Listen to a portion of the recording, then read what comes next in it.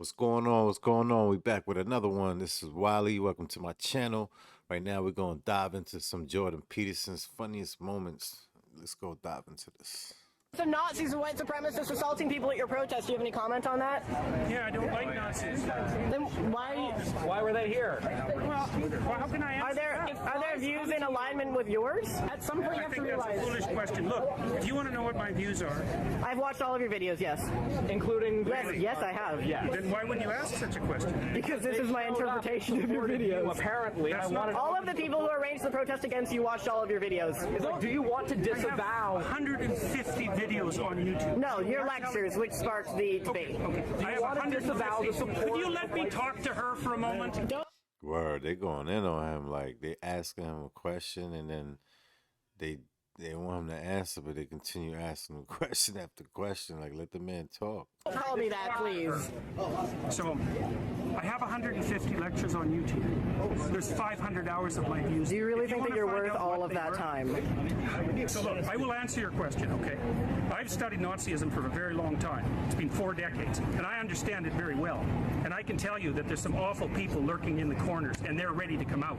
And if the radical left keeps pushing the way That it's sounds very pushing, much like a they're threat. going to come. That sounds very much It's like not a a threat. threat. That sounds very How is that a threat? He's only explaining something. much like a threat. Would you like to disavow the physical violence? Trans people were physically assaulted at this rally in your name. Would you like to disavow that violence? Yes. I mean, I would hope that if I were a student of Dr. Peterson, that he would refer to me as she and wouldn't have a problem with that.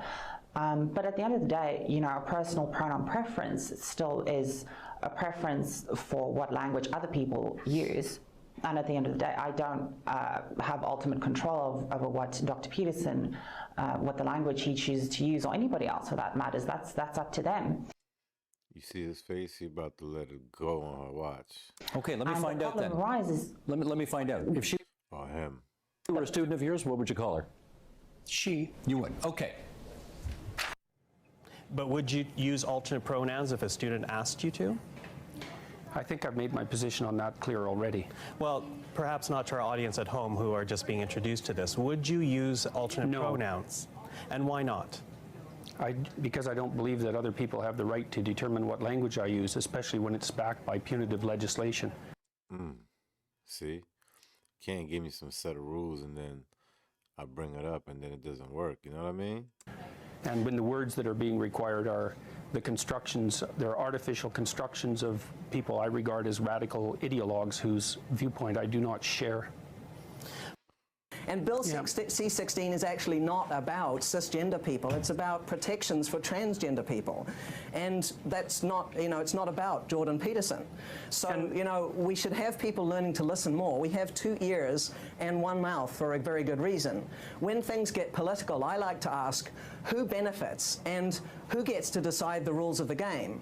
So, you know, mostly with this Peterson controversy, which is really just a small drama, a tempest in a teapot, you know, he could just get over learning to program a few pronouns into his phone. By the way, I only have half a dozen or so that I actually use on an everyday basis. This is crazy. So they're triggered because he doesn't want to use some set of words that was just invented, or the word's been there, but the meaning behind it, should I say, is just brand new. You understand what I'm saying? So, like, this is ridiculous. This doesn't do anything for anybody. So it's not all that difficult. Professor Peterson, sorry, you know, Professor Peterson, I'm jumping because I think Professor Peterson wants to get in on that. Yeah, well, kindness is the excuse that social justice warriors use when they want to exercise. Your right to freedom of speech trump a trans person's right not to be offended? Because in order to be able to think, you have to risk being offensive. I mean, look at the conversation we're having right now. You know, like, you're certainly willing to risk offending me in the pursuit of truth. Why should you have the right to do that? It's been rather uncomfortable. Word. Well, I'm very glad I put you on the spot. Well, I'm very glad that I have but you get exercised my my freedom of point. speech. You get my point. It's like you're doing what you should do, which is digging a bit to see what the hell's going on. So and do that is you- what you should do. But And you're do you exercising think- your freedom of speech to certainly risk offending me. And that's fine. I think more power to you as far as I'm concerned. So you haven't sat there and I'm just See, his response messed the whole floor up. She wasn't even ready for that response. She wanted him to respond in the way that he's triggered. So, she was throwing the hook and he didn't fall for it. I'm just trying to work that out. I mean, Ha, gotcha. you See? Gotcha. have got me. You have got me. I'm trying to work. That these made-up pronouns, of which there are many, Made up. It's all made up. I'm telling you. It doesn't do anything for me or you. You know what I'm saying? That's like I go outside and call people, hey, what's up, Batman? Hey, what's up, Superwoman? Like, come on, man. We got to cut this rhetoric out. dozens, in fact, and there's no consensus on them. And that doesn't even begin to start a discussion about the use of the other kin pronouns, and you can look those up if you want, because if you can define your identity subjectively any way you want, then there's absolutely no reason that you can't claim a non-human identity. And you may not know, but in the LGBT Rainbow Coalition, there is Q+, and the Q+ people include the otherkins who claim a non-human identity. See what I'm saying? Q+, I'm just now hearing about all of this stuff. But it seems like if you look around, people just like to be part of groups. And it comes from the streets all the way down to corporate America. You know what I mean? People want to be part of something, and once something is created and they can go march for it, it's a done deal. And they're arguing in that Rainbow Coalition that they have the same right to their pronouns that everyone else does, and their pronouns include such things as worm self.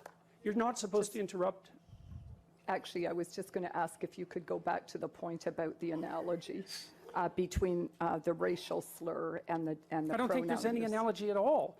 She just straight interrupted him, right? He was touching on a specific topic, and she changed it up. Why? Because she saw where he was going, and they have no defense on it. Pay attention. But I think the difference between, I'm talking about compelled speech. There's a difference between saying that there's something you can't say and saying that there are things that you have to say. And I regard these made-up pronouns, all of them, as the neologisms of radical PC authoritarians. Do you understand that? And I'm not a fan of that sort of person. And the reason I'm not a fan of that sort of person is because I've done my homework. I've read everything I can get my hands on in the development of authoritarian political systems, and I know the literature inside out and backwards. And I am not going to be a mouthpiece for language that I detest. You hear me? Man, this guy's official with this. And that's that. How come everybody can't see it this way? Like, people need to, I don't know, is it fog in front of your eyes or something? Like, too much wax in your ears? You're not seeing things straight, hearing things correctly? What's going on? Quality. We are challenging the refusal to see me as an individual. When we overcome that, have at it. We're all on equal plane. I think it's fine. I think it's good. The pot is getting stirred here. So I've got a couple of questions. So let's your side spoke, so I'm going to go to Jordan, then to you, Let's Michelle. assume for a moment that I've benefited from my white privilege. Okay, so let's assume that. That's fine. Assumption. That's what you would say. So, so let's say here. Let's get precise about this. Okay. Was that very individual of you? Let's get precise about this. Okay. Let's get precise. To what degree is my present level of attainment or achievement a consequence of my white privilege? And I don't mean sort of. I mean, do you mean 5%? Do you mean 15%? Do you mean 25%? Do you mean 75%? And what do you propose I do about it? How about a tax? How about a tax that's specialized for me so that I can account for my damn privilege, so that I can stop hearing about it? See,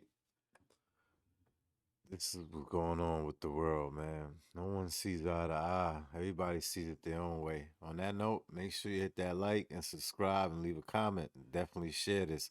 I'll see you on the next one, okay?